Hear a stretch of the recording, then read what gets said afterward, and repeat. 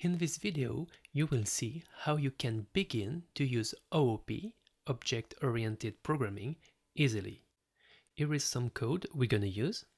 Here we get an array of blog posts, and here we display it.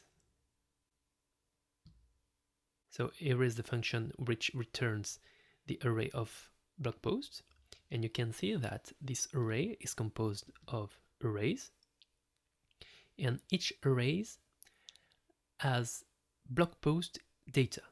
So a blog post is composed of a title, a author, and a content. So the array is one kind of data structure. That's to say, you can combine data into a logic entity. Then you can use another data structure other than the array. And this structure is the object.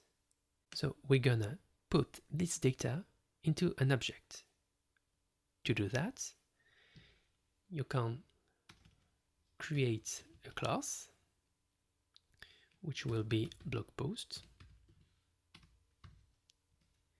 and in it, just as you define in array the strings associated to a value, you're gonna define here a class member. We're gonna put it public, that's to say you can access it. So public title, and we have also public author and content. And then instead of creating an array, you create a new blog post. Then now, how do you give the values to the class members? You can pass them when you create the object. So here you pass the title, then the author and the content. And if you do that, you need here to declare a function which will be called at the object creation. And this function is construct a function, and you pass variables. So here the title, the author, and the content. And once you have the values, you can initialize the class members. So to access them, you use the PHP keyword this. This keyword means that you access this object. Here, when you use the class blog post, you create a object.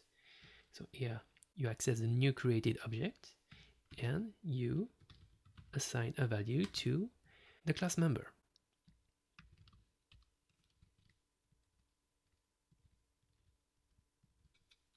And that's it.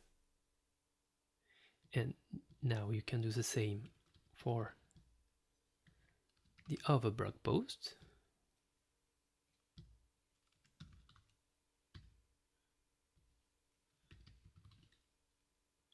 And then you can comment.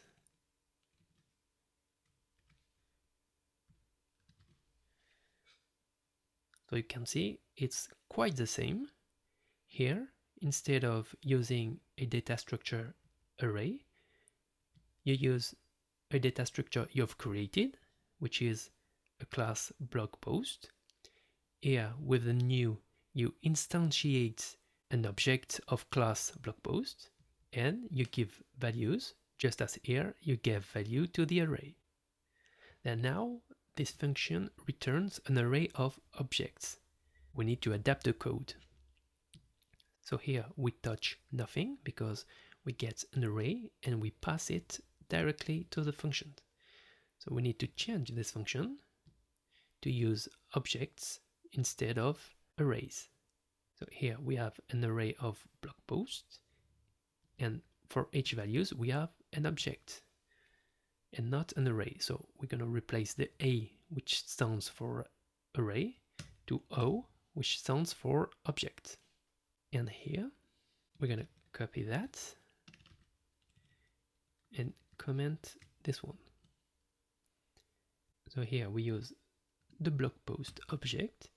And how do you access the title? With the arrow. The same here.